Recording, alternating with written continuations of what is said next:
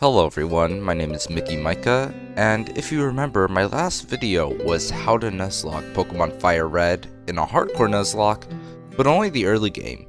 I said that now we'd go over mid-game, so here it is.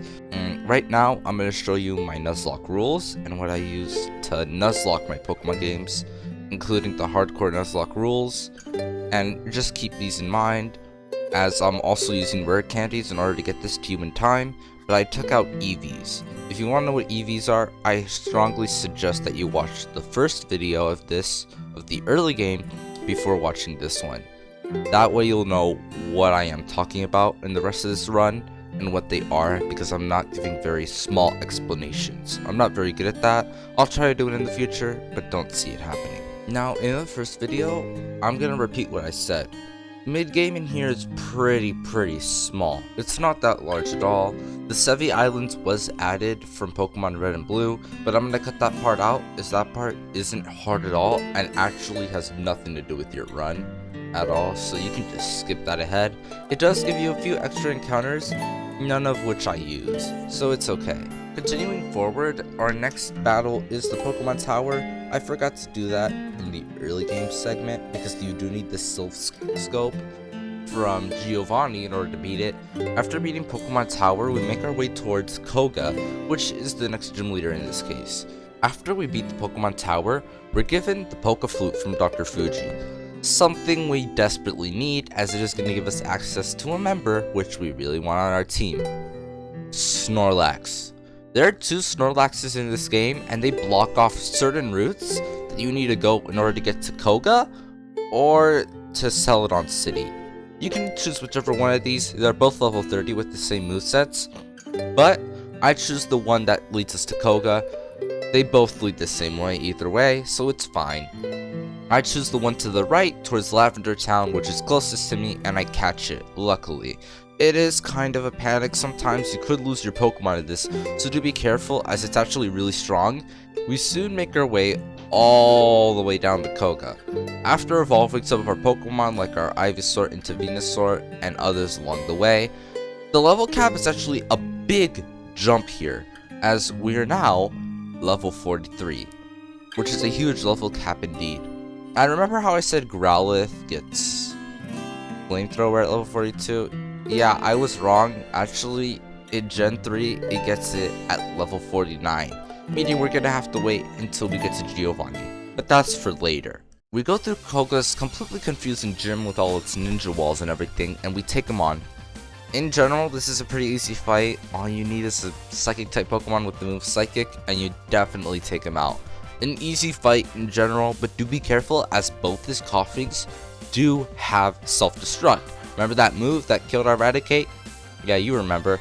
The one that dealt us so much damage and actually could have ended our run if we weren't careful of it and we switched out to the wrong Pokemon? Yeah, do be careful of it here, and make sure you can one-hit KO these Pokemon and that you are faster. Because if you don't, you could end up dying yourself, and you don't want to take that risk. Even if you don't get KO'd, you will be on low health, because self-destruct does a lot of damage. So do be careful and have a switch in if needed.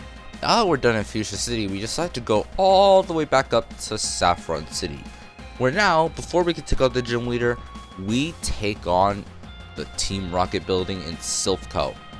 This isn't really a hard fight at all, but before we can actually do Giovanni, we have to beat our rival, Smell.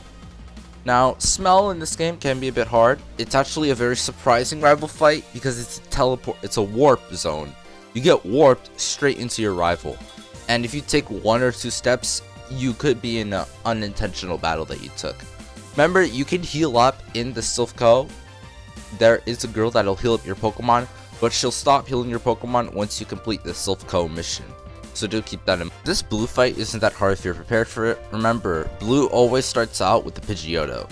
Your rival will always start out with this, as it has Feather Dance. Do be careful of this. It could lower the attack of your Mons to the point where your attacks do no damage. So be careful. The Execute is no problem. Kill it easily. Do be careful of Gyarados. It has Dragon Rage, so remember those moves. Does a lot of damage. Although now you're probably at a high enough level to kill it without Dragon Rage being a problem.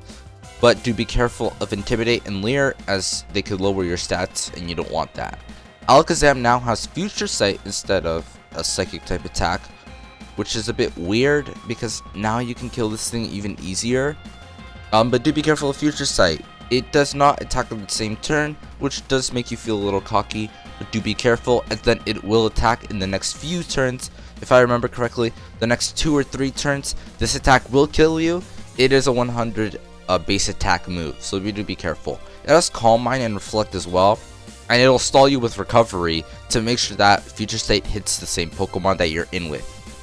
Do be careful of that, as now he also has a Charizard, because it's already powerful enough to take out your whole team. With Flamethrower and Wing Attack, ooh, this is a bit of a trouble. Do be careful, it still does have Smokescreen and Scary Face. This could be a bit of a problem for you, but probably not. Giovanni isn't as strong as before. Just hit his Nidorino with a Psychic type or Ground type attack. Same for his Rhyhorn and his Nidoqueen, but do be careful, it does have Body Slam. It's actually a powerful normal type move, and it can paralyze you if you're not prepared. Also, both the Nidorino and Nidoqueen do have Poison Point, which means a direct attack will poison you. Be careful of this. The Kangaskhan is the main threat here, as it does have Fake Out, Mega Punch, and that could be a problem. Do be careful, as Fake Out stops you from attacking, although it puts the Kangaskhan in the same situation. It stalls you out and then hits you with a really hard Mega Punch. Do be careful, your team could be in more trouble than the Nidoqueen, since the Nidoqueen actually doesn't have a ground type move on it. Before we go to Sabrina, we go into the Fighting Dojo, which is actually a really important place to go. The reason why we want to go to the Fighting Dojo is because the Fighting Dojo houses 2 Pokemon, one of which we want, Hitmonlee and Hitmonchan. After beating this Fighting type Dojo, we get access to either one. We choose Hitmonchan in this case because Iron Fist is a pretty good ability, and it gets those fighting type moves that we want, such as Mach Punch, because it hits first, and I think it's the only Mon that gets access to it, so it's pretty good to have. Also, it gets the Elemental Punches, so choose your Bane or your Boon when you choose one of these Pokemon, but I would consider Hitmonchan to be the much more better one. Next is Sabrina, which